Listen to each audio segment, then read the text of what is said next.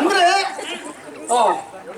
ಅದು ಹಾಗೆ ಅಂತ ಹೇಳಿದ್ರೆ ಹುಚ್ಚಾತಲ್ವ? ವಿನೋದವಾಗಿ ಮಾತಾಡುವವ ಹಾಗೆ. ಹೌದು, ಬೇಕಾಗುತ್ತದೆ. ರಸಿಕ ರಸಿಕ ಬೇಕಾಗ್ತದೆ. ರಸಿಕತೆ ಬೇಕು. ಹೌದು, ಊಟಕ್ಕೆ ಒಂದು ಉಪ್ಪಿನಕಾಯಿ ಇದ್ದ ಹಾಗೆ. ಆದ್ರೆ ಒಂದು ಉಪ್ಪಿನಕಾಯಿ ಹೆಚ್ಚಾಗಬಾರ್ದು ಹಾಗೆ ಕೆಲವೊಮ್ಮೆ ಕೆಲವರು ತಿನ್ನುವುದಿಲ್ಲ, ಬಿಸಾಡ್ತಾರೆ.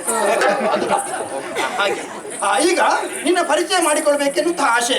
ನೀನ್ ಯಾರು, ಎಲ್ಲಿಯವಳು, ನಿನ್ನ ಹೆಸರೇ, ಯಾವ ರಾಜಕುಮಾರಿ, ಎಲ್ಲವನ್ನು ಹೇಳುವ. ನನ್ನ ಪರಿಚಯ ಮಗದ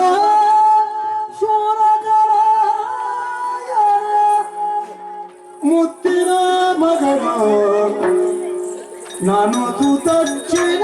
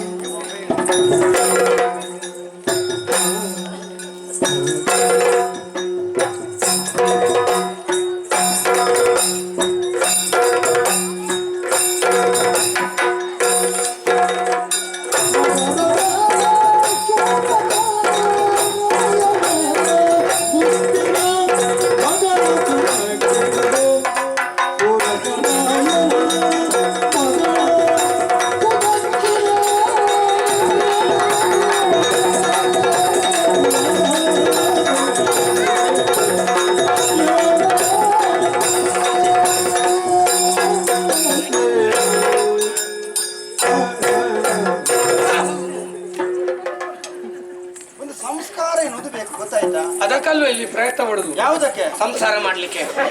ಆಗ್ತದ ಸಂಸಾರ ಆಗ್ತದ? ಪ್ರಯತ್ನ ಮಾಡುದು. ನಾವು ಅಯೋಧ್ಯೆಯವರು ಎನ್ನುವಂತಹ ಪ್ರತ್ಯೆ ಉಂಟು ನಿನಗೆ? ಅಯೋಧ್ಯೆ ಆದ್ರೆ ಏನು?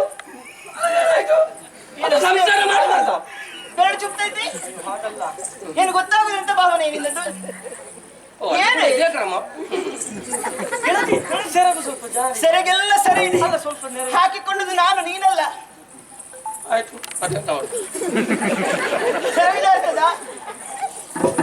ನಿನ್ನಿಂದ ಸೆರೆಗು ಜಾರುವುದಲ್ಲ. ಆಯ್ತು. ಹೆಣ್ಣು ಮಕ್ಕಳು ಹುಟ್ಟಂತ ಸೀರೆ ಸೆರೆಗು ಗಟ್ಟಿ ಉಂಟಾ? ಏನಾಗುವುದಿಲ್ಲ. ಆಯ್ತು, ಮುಂದುವರಿ. ಅದು ನೆನಪು ಬೇಕು ನಿನಗೆ. ಮುಂದುವರಿಸಲಿಕ್ಕೆ ನಾನಿದ್ದೇನೆ, ನೀನು ಯಾರು? ಸುದ್ದಿಗಿಲ್ಲ ನಾನು. ಈಗ ಸುದ್ದಿಗಿಲ್ಲ. ಅಯ್ಯ, ಯಾರೇ ಆಗಲಿ ಅಪರಿಚಿತರನ್ನು ಕಾಣುವಾಗ ಪರಿಚಯಿಸಿಕೊಳ್ಳಬೇಕಿರೋದು ಆಸೆ ಹುಟ್ಟುವುದು ತಪ್ಪಲ್ಲ. ಮನುಷ್ಯತ್ವದ ಲಕ್ಷಣ ಅಲ್ವಾ? ಕೆಲವರಿಗೆ ಒಂದು ಸ್ವಭಾವ.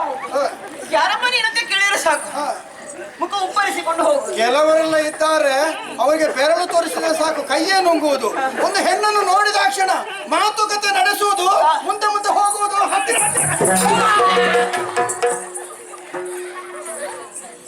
ಇದೇ ನಾನು ಹೇಳಿದ್ದು. ಮುಂದುವರಿಸುತ್ತ ಹೇಳಿದ್ದೆಲ್ಲ, ನೀನು ಮುಂದುವರಿಸಿ ಬಿಟ್ಟೆ ಅಲ್ಲ. ನಮಗೆ ಒಂದು ವ್ಯಕ್ತಿ ಸ್ವಾತಂತ್ರ್ಯವೇ ಇಲ್ಲ.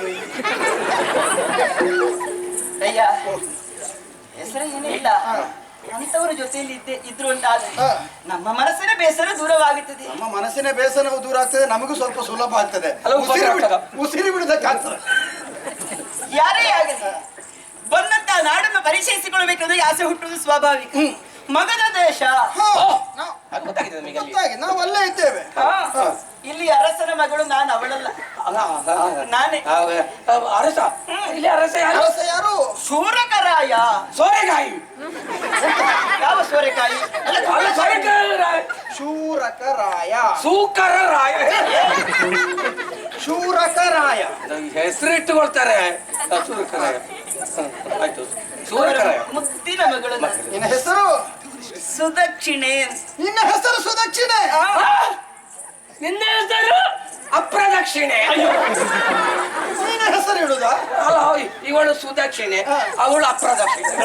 ಮತ್ತೆ ಅವಳು ದಕ್ಷಿಣೆ, ವರದಕ್ಷಿಣೆ.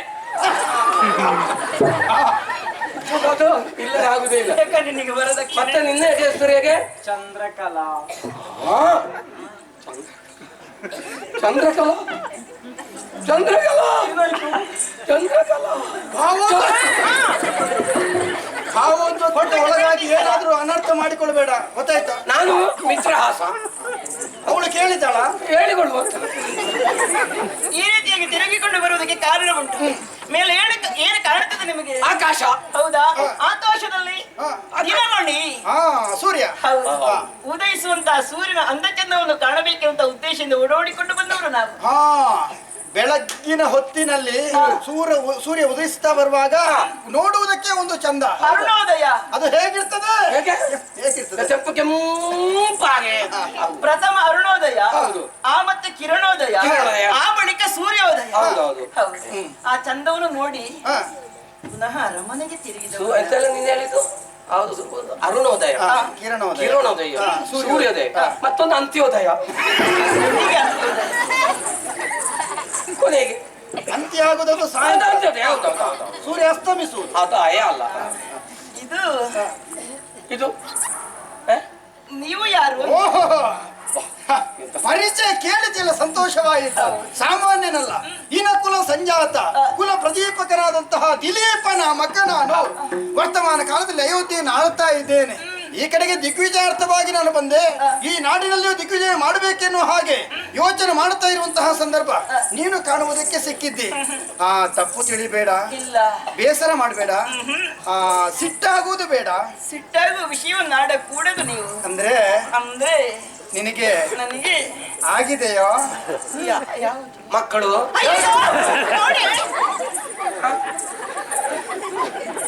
ನನ್ನ ಮುಖ ನೋಡುವಾಗ ಮಕ್ಕಳದವರಿಗೆ ಕಾಣಿಸದ ಆಗುವ ಲಕ್ಷಣ ಉಂಟಾ? ಹಾಗಲ್ಲ, ಏನದರ ಅರ್ಥ? ಆಗ ಎಷ್ಟು ದಿವಸವಾಯಿತು? ಎಷ್ಟು ದಿವಸ ಆಯ್ತು ನಿನಗೆ? ಯಾವುದಕ್ಕೆ? ನಿಶ್ಚಿತಾರ್ಥ ಏನಾದ್ರೂ ಆಗಿದೆಯೋ ಅಂತ. ಆಗಿದ್ರೆ ಎಷ್ಟು ದಿವಸ ಆಯ್ತು, ಮತ್ತೆ ಎಷ್ಟು ಆಗಿದೆ? ಯಾವುದು ನಿಶ್ಚಿತಾರ್ಥ ಒಂದೇ ಆಗುದು, ಹೆಚ್ಚಾಗ್ತದ? ಒಮ್ಮೆ ಸುಮ್ಮನಿರು. ಎಷ್ಟೆಷ್ಟು ನಿಶ್ಚಿತಾರ್ಥ ಆಗಿ ಕೈ ತಪ್ಪಿ ಎಷ್ಟು ಕೊನೆಗೆ ಆಗುದಲ್ಲ ಹಾಗೆ. ಅನಿಶ್ಚಿತಾರ್ಥ ಆಗಿದ್ದೇ ಹೌದು ಅಂತ ಆದ್ರೆ ನೀನು ಮದುವೆ ಆಗುವಂತಹ ಹುಡುಗ ಅವ ಹೇಗಿದ್ದಾನೆ? ಯಾವ ನಾಡಿನ ರಾಜಕುಮಾರ? ಕಾಣುವುದಕ್ಕೆ ಹೇಗಿದ್ದಾನೆ? ನನ್ನಾಗಿದ್ದಾನೋ? ನೀನು ಹೇಳು ಅಂತ. ನನ್ನಾಗಿದ್ದಾನೋ? ಇದ್ದಾನೋ. ಒಂದು ವೇಳೆ ಮದುವೆ ನಿಶ್ಚಿತಾರ್ಥ ಆಗಿದೆ ಅಂತ ಆದ್ರೆ ನನ್ನನ್ನು ನಿನ್ನ ಮದುವೆಗೆ ಕರೆಯದೇ ಇರಬೇಡ. ಹೌದಾ? ನಿನಗೆ ಮದುವೆ ಆಗಿದೆ? ನಿನಗೆ ಮದುವೆಯಾ? ಮದುವೆ ಆಗಿದೆ ಅಂತ ಕೇಳುದ?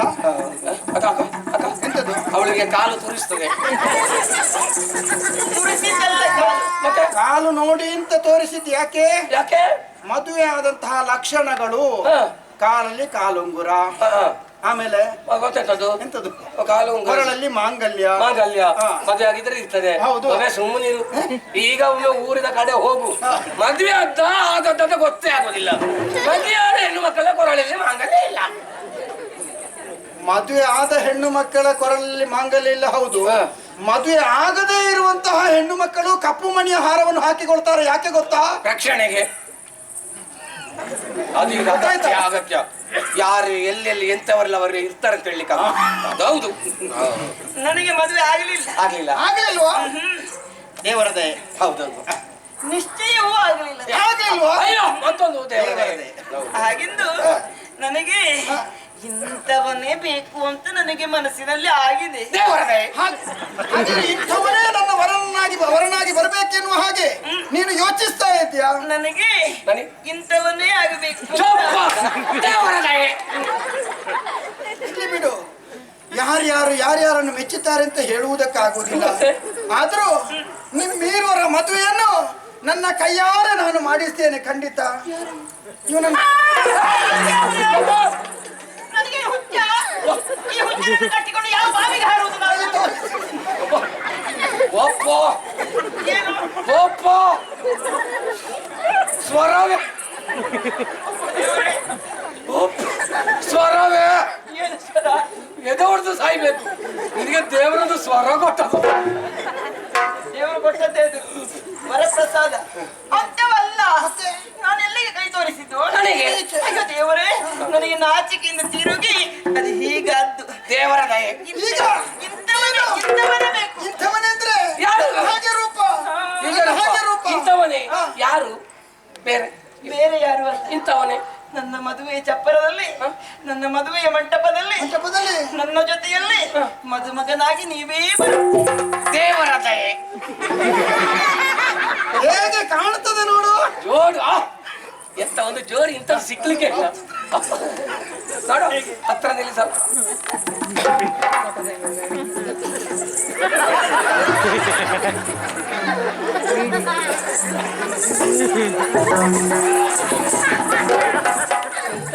ನೋಡ್ಲಿಕ್ಕೆ ನಮಗೆ ಅವಕಾಶ ಆಗ್ಲೇ ಇರಲಿಲ್ಲ.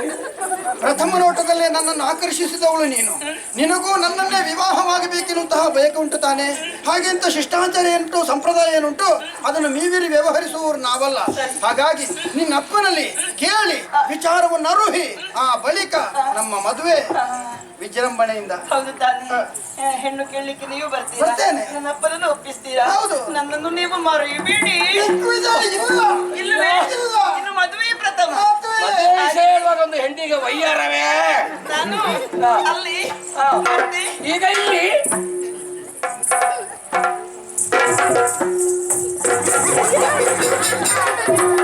ಮುಗಿಬೇಕು. ಎಷ್ಟು ಹೊತ್ತು?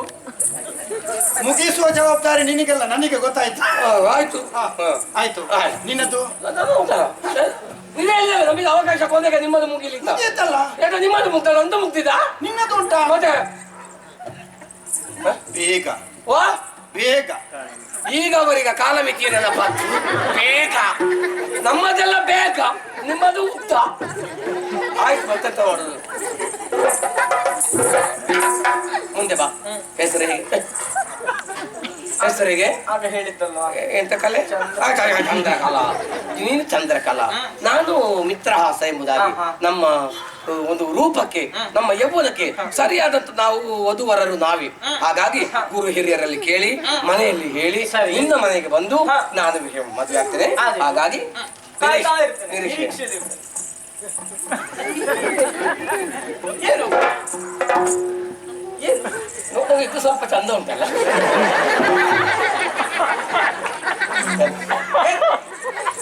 ಆಕೃತಿಯಲ್ಲಿ ನನಗಿಂತ ಅವಳು ಸ್ವಲ್ಪ ಉದ್ದ, ಇದು ಸರಿ ಉಂಟು. ನಿಮ್ಮ ಬಣ್ಣ ಸರಿ ಉಂಟು. ಅಷ್ಟಿಲ್ಲ. ಕರೆದದ್ದು ಯಾಕೆ ಹೇಳಿದ್ರೆ ನಿಜವಾಗಿ ಹೇಳ್ತೇನೆ, ಏನು? ಅವಳಿಗಿಂತಲೂ ನೀನು ಚಂದ ಕಾಣ್ತಿದ್ದ ಗೊತ್ತಿರೋ ವಿಚಾರವೇ. ಹೌದೌದು. ಹಾಗಾಗಿ ನಾವು ನಿನ್ನ ಹೆಸರು? ನನ್ನ ಹೆಸರು ತಾರಾಕ್ಷಿ. ತಾರಾಕ್ಷಿ. ತಾರಾಕ್ಷಿ. ತಾರಾಕ್ಷಿ. ನಾವು ಮದುವೆ ಆಗೋಣವೇ ಚಿನ್ನ? ಹೌದು. ನಿನ್ನಲ್ಲಿ ಒಂದು ಕೇಳ್ತೇನೆ. ಏನು? ನಿನ್ನ ಅಪ್ಪನ ಹರಕೆ ಬಾಕಿ ಇದೆಯಾ? ಕಂಡ ಹೆಣ್ಮಕ್ಳು ಮದುವೆ ಆಗ್ತೀನಿ ಅಂತ ಹೇಳ್ತಿದ್ಯಲ್ಲ. ನಿನ್ನ ಮದುವೆ ಆಗೋ ಬದಲಾಗಿ ಯಾರು ಹಾಡಾದ ಬಾವಿ ಹಾಡ್ಕೊಳ್ತಾರೆ. ಯಾಕಾಗಿ? ಅವಳ ಮದುವೆ ಆಗ್ತೀನಿ ಅಂತ ಹೇಳಿದ್ರಲ್ಲ. ಓ ಹಾಗೆ, ಅದು ಬೇಸರ ಅವಳಿಗೆ ಮೊದಲೇ ಹೇಳಿ ಆಗಿದೆ. ಎಂತನು ಮದುವೆ ಆಗೋದರ ಮೊದಲು ಹಾಡಾದ ಬಾವಿಯನ್ನು ಹಾಡ್ಕೊಳ್ತೇನೆ ಎಂದೆ. ನೀನ ಆ ಹಾಳಾದ ಬಾವಿ ಎಲ್ಲಿ ಉಂಟು? ಯಾಕೆ? ನಾನು ಅಲ್ಲಿಗೆ ಬರ್ತೇನೆ. ಇನ್ನು ದಿಗ್ವಿಜಯ ಬೇಡ. ಈಗ ಹೆಣ್ಣು ಕೆಡುವುದಕ್ಕಾಗಿ ನಾನು ಹೋಗಬೇಕು. ದಿಗ್ವಿಜಯವನ್ನು ಸತ್ಯಕ್ಕೆ ನಿಲ್ಲಿಸುವ. ಇದೊಂದು ದಿಗ್ವಿಜಯ ಆಗಲಿ. ಹೋಗೋ ಹೋಗು. ಬರುವಾಗ ಎಷ್ಟು ವಿನಯತೆಯಲ್ಲಿ ಮಿತ್ರಾಸ, ನನ್ನ ಜೊತೆಲಿ ಬಾ, ದಿಗ್ವಿಜಯಕ್ಕೆ ಹೋಗುವ ಸಹಾಯಕನಾಗಿ. ಈಗ ಇಲ್ಲಿ ನಿನ್ನ ಕೆಲಸ ಆಯ್ತು, ಹೋಗು. ನಿಮ್ಮ ಕೆಲಸ ಎಲ್ಲ ಮುಗಿಸಿದ ಮೇಲೆ ಇದು ವಿಷಯ ನನಗೆ ನೆನಪಾಗ್ತಾ ಉಂಟು. ಕಸ ಗುಡಿಸಿ ಆದ ಮೇಲೆ ಪರಕೆಯನ್ನು ಮೂಲೆಯಲ್ಲಿ ಹಾಕುದು, ಅದೇ ಪರಿಸ್ಥಿತಿ. ಅದೊಂದು ನನ್ನನ್ನು ಪೊರಕೆ ಮಾಡಿಬಿಟ್ರೆ ಮಿತ್ರಹಾಸ ಯಾಕೆ ಗೊತ್ತಾ, ನಾನಂತೂ ಹೆಣ್ಣು ಕೇಳುವುದಕ್ಕಾಗಿ ರಾಜನ ಬಳಿಗೆ ಹೋಗ್ತೇನೆ, ನೀನು ಅಯೋಧ್ಯೆಗೆ ಹೋಗ್ಬೇಕು, ಅಲ್ಲೇ ಪ್ರಜಾಜನರಿಗೆ ಸಮಸ್ತ ವಿಚಾರವನ್ನು ಹೇಳಬೇಕು. ಆ ಬಳಿಕ ನಮ್ಮನ್ನು ಎದುರುಗೊಳ್ಳುವುದಕ್ಕಾಗಿ ಸರ್ವ ಸಿದ್ಧತೆಯನ್ನು ಮಾಡುವಂತಹ ಜವಾಬ್ದಾರಿ ನಿನಗೆ. ಆಗ್ಲಿ ಮಿತ್ರ, ಈಗಲೇ